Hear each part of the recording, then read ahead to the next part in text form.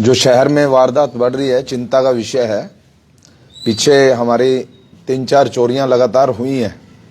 उस पे वर्गर 13 पे हमला हुआ था, फिर देव करियाना वाले और सुनील पाइप वाले। जब सुनील पाइप वाले की चोरी हुई थी उसके बाद हम सभी व्यापारी इकट्ठे हुए थे। हरियाणा प्रदेश व्यापार मंडल की जो हमारे कार्यकारिणी है उनके शॉप पे पहुंचे। वहां जाके हमने सारा जो उनसे जायजा लिया और उसके बाद हम थाने का घेराव किया और हमने पुलिस को चेतावनी भी दी थी। हम लंबे समय से ये बात कहते आ रहे हैं, बे टोहाना के अंदर पुलिस बल ना के बराबर है। जितनी संख्या होनी चाहिए उससे आधी से भी आधी है, लेकिन उस पर आज तक कोई सुनवाई नहीं हुई। लंबे समय से हमने ये आवाज उठाई है।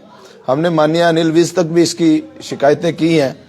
पहले भी हमने सोशल मीडिया के माध्यम से, आप लोगों के माध्यम से हमने ये आवाज उठाई है कि टोहाना के अंदर पुलिस बल की पर्याप्त मात्रा होनी चाहिए, जो आज तक हमारी सुनवाई नहीं हुई। जब ये प्रेशर हमने उस दिन थाने में बनाया और सभी व्यापारी इकट्ठे होकर थाने में आए, तो उससे अगले दिन ही इस पर एक्शन भी हुआ। अब शहर में आप देखोगे चारों तरफ पुलिस खड़ी है, लेकिन उसमें भी थोड़ी खामियां हैं। जैसे महिला बल की संख्या ज्यादा दिखाई दे, जबकि यहां महिलाओं द्वारा कोई क्राइम नहीं किया जा रहा, तो इसमें जेंट्स की जो संख्या है वो ज्यादा होनी चाहिए थी। अगर कोई महिलाओं द्वारा कोई क्राइम किया जाता तो महिला पुलिस की जरूरत वहां पड़ती है, लेकिन यहां इतनी नहीं थी। तो यहां तो जेंट्स पुलिस कर्मियों की ज्यादा जरूरत थी और ज्यादा संख्या में यहां होने चाहिए। जो गलत कार्य करने वाले हैं, जो नशा बेचने वाले हैं, अभी तक नशा बेचने वालों की कोई गिरफ्तारी सुनने में नहीं आई, जो कि मेन विषय है हमारे शहर का।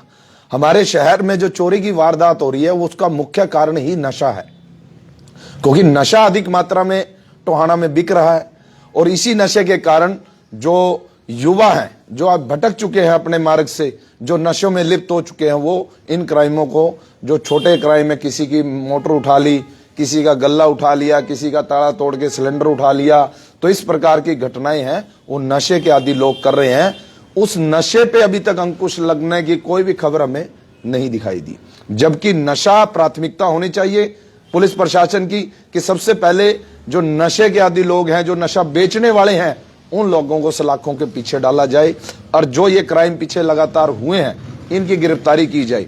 अब जो अनाज मंडी के अंदर ताले तोड़े गए थे और एक और वारदात गल्ला चकने की जो बात आई थी, चोरी हुआ था, उसमें से आज हमारे व्यापार मंडल की आज मीटिंग थी। व्यापार मंडल की मीटिंग खत्म करके जैसे ही हम जा रहे थे तो बीच रास्ते में हमारे एसएचओ वो मिले हैं। उन्होंने हमें आश्वस्त भी किया है कि हमने 2 चोरियां ट्रेस कर ली हैं। भी 2 चोरियां ट्रेस करते हैं और दूसरी जो पहले वारदात हुई हैं उसमें भी हमारी जो जांच है पूरे मजबूती से हम कर रहे हैं, वो भी जल्दी ही ट्रेस कर देंगे, उन्होंने हमें आश्वस्त किया है।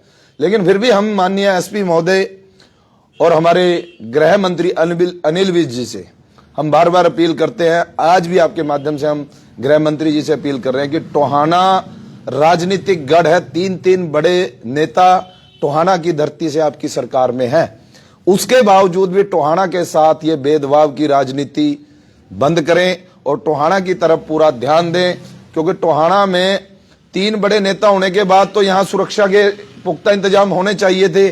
कोई भी घटना हमारे शहर में नहीं होनी चाहिए थी, लेकिन बड़ी बड़ी घटनाएं हमारे शहर में हुई है। तो ऐसी घटनाओं पर अंकुश लगाने के लिए गृह मंत्री जी वे ज्यादा से ज्यादा फोर्स हमारे टोहाना शहर की तरफ भेजने का काम करें, क्योंकि हमारे यहाँ जितनी संख्या पुलिस बल की होनी थी उससे आधी से भी आधी है।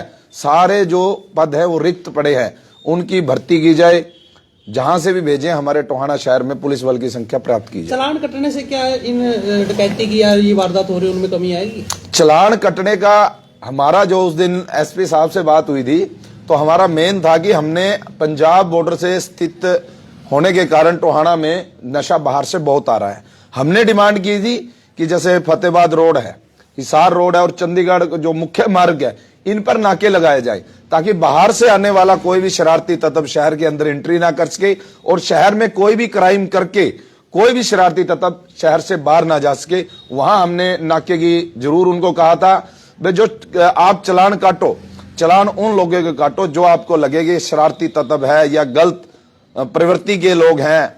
ऐसे लोगों का फेस से ही पता लग जाता है। उसके बाद जो शहर के अंदर आप नाके लगा रहे हो, मुख्य मार्ग जो मुख्य मेन रोड है हमारा, इसमें लाके आप आईआरसी और वो चेक कर रहे हो, ये तो गलत है ना। शहर के बाहर मुख्य मार्गों पर आप नाके लगाओ। शहर में जो कोई व्यक्ति आपको लगे उसकी पूरी जांच करो आप।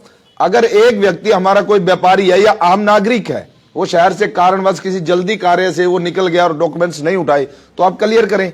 उसके नंबर से ट्रेस कर सकते हैं कि ये बाइक किसकी है, नाम से ही पता लग जाता है, आधार कार्ड से चेक कर सकते हैं। तो ऐसे व्यक्तियों का चालान नहीं करना चाहिए। बाहर मुख्य मार्गों पे जरूर आप सख्ती क्या रखें। आपके व्यापारियों की शिकायतें आई हैं आपके पास भी, उनको तंग किया गया इस तरह से? व्यापारियों की शिकायत हमारे माननीय अध्यक्ष राजेंद्र ठकराल जी के पास आई है और आज हमारे व्यापार मंडल की मीटिंग थी, उस मीटिंग के अंदर भी कई व्यापारियों ने यह आवाज उठाई है। तो हमने इस पर विचार विमर्श करने के बाद हमारे अध्यक्ष महोदय ने आज डीएसपी से और एसपी से बात करनी थी।